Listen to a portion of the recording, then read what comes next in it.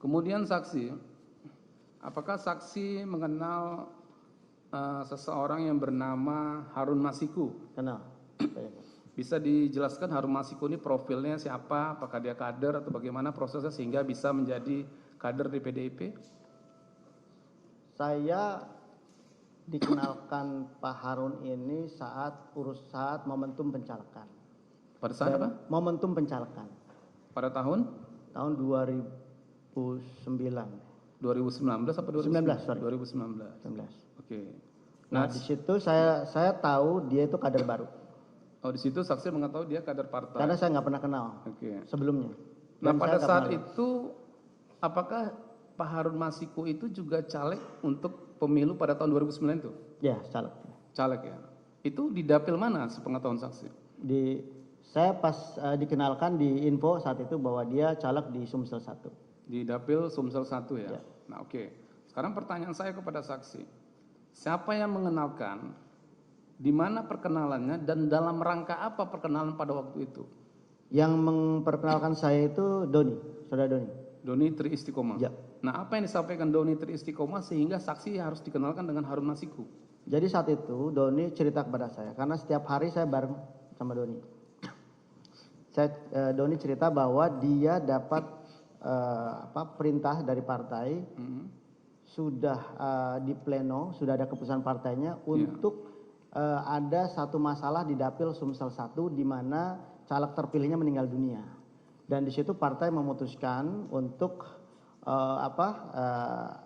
keputusan partai itu untuk mengisi calon caleg terpilih di situ menjadi Harun Masiku. Sebentar saksi ya. Ya. Yang disampaikan Doni itu yang meninggal itu salah satu caleg atau caleg yang mendapatkan suara terbanyak pada waktu itu? Caleg yang kebetulan suaranya terbanyak. Itu yang disampaikan Doni ya? Sama Doni. Jadi kita ngobrol dulu. Ngobrol ya? Diskusi dulu. Ini apa ceritanya kan? Seperti apa? Dia dapat penugasan itu dan dia minta bantu dibantu support, dan kemudian setelah itu ya sudah, mana orangnya kan gitu. Pada saat itu saksi kan menceritakan mendapatkan tugas partai untuk apa tadi? Untuk apa tadi tugasnya? Tugas Doni tadi yang disampaikan ke saksi. Tugas Doni itu untuk dia cerita dulu. Ya. Ceritanya apa? Dia cerita bahwa dia dapat tugas dari partai. Ada satu case di dapil Sumsel 1 di mana caleg terpilih yang suaranya terbanyak itu meninggal dunia. Dan kemudian atas nama Najrun Kemas. Dan suara terbanyak berikutnya itu Rizky Aprilia. Kemudian dia diminta bantu untuk menyusun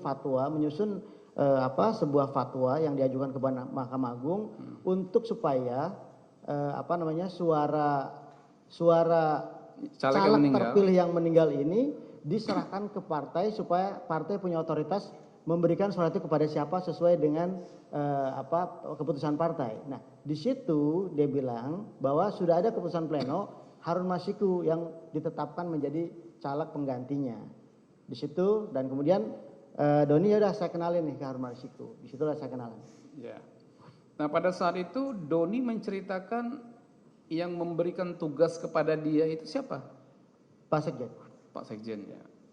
Nah, kemudian pertemuan saksi dengan Pak Doni dengan Harun Masiku itu di mana pada waktu itu? Saya lupa tempatnya. Biasanya bertemunya di mana?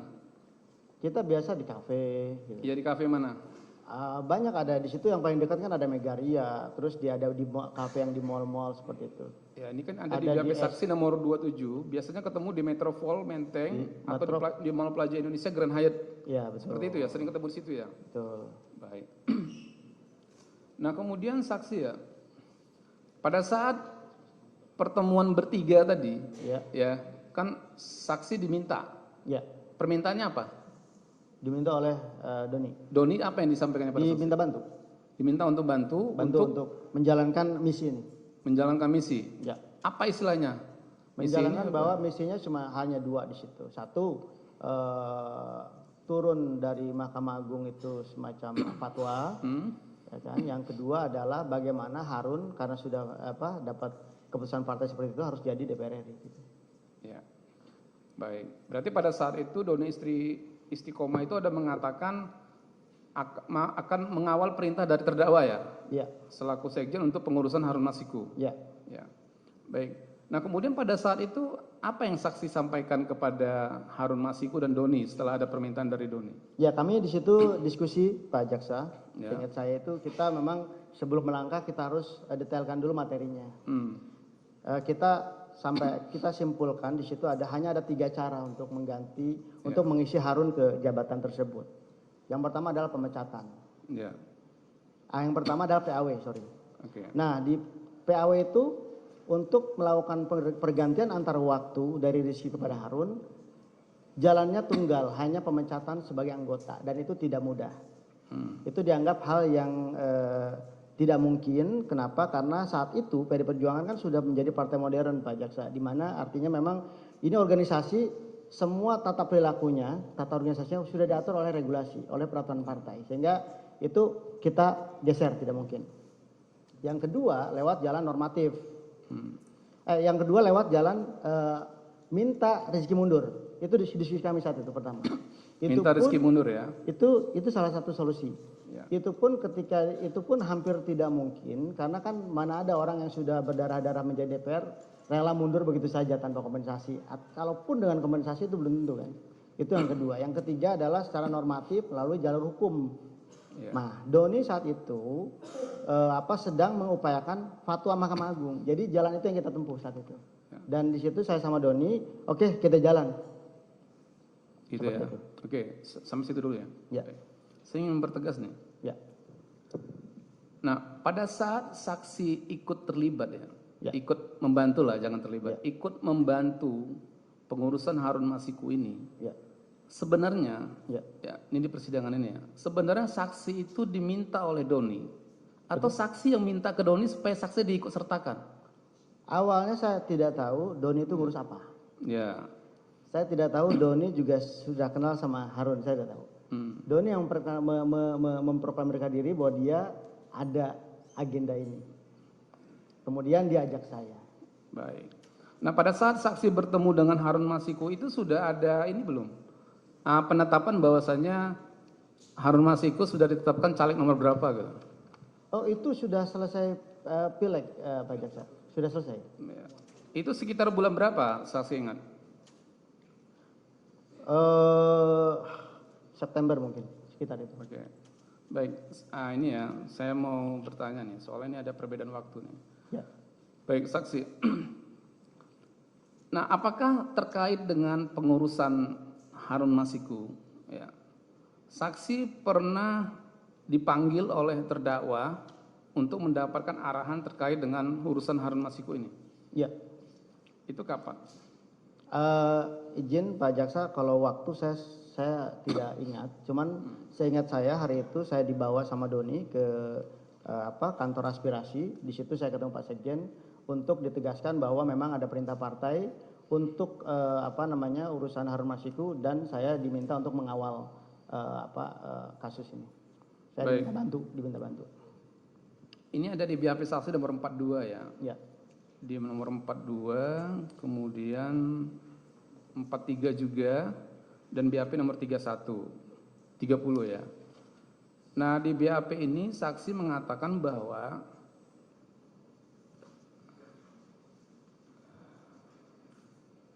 baik. Nah di BAP ini saksi mengatakan saksi dipanggil atau dibawa oleh Doni pada waktu itu. Seingat saya, karena Pak Sekjen juga tidak tahu saya dilibatkan. Seingat saya dipanggil, dibawa sama Doni untuk di rumah aspirasi ya? Betul. Di Jalan Sultan Syahrir nomor 12A Jakarta Pusat, benar ya? Betul. Nah di BAP saksi nomor 42 ini saksi mengatakan di pertengahan tahun 2019. Ya mungkin. Nah makanya saya mau bertanya dulu nih, duluan dipanggil oleh terdakwa atau duluan saksi bertemu Doni? Mana duluan? Doni dulu. Doni dulu. Nah berarti ini masih di pertengahan tahun 2019. Ya. Seperti itu ya? Betul. Nah kemudian pada saat itu apa arahan dari terdakwa kepada saksi dan Doni istri Istiqomah? Bahwa satu saya sudah jelaskan juga di BAP bahwa ini ada keputusan partai, tolong dikawal. Ya, awal seperti itu ya? Ya. Nah saksi ada bertanya pada waktu itu, kenapa harus Harun Masiku gitu? Ada nggak? Dulu sebagai kader kita nggak hanya menjalankan itu. Anda menjalankan tugas ya. Ya. Baik. Nah kemudian saksi ya terkait dengan kronologis ya, kronologis upaya untuk pengurusan Harun Masiku kan seperti itu ya. Ya. Jadi kan saksi sudah menjelaskan panjang lebar nih. Jadi awal mula atau persoalan yang diproses, yang diupayakan oleh DPP pada waktu itu yang saksi mendapatkan perintah oleh terdakwa pertengahan bulan Juni tadi, Ya. itu apa saja yang sudah dilakukan oleh DPP yang saksi ketahui? Yang saya tahu DPP melakukan kegiatan surat menyurat dan Ya.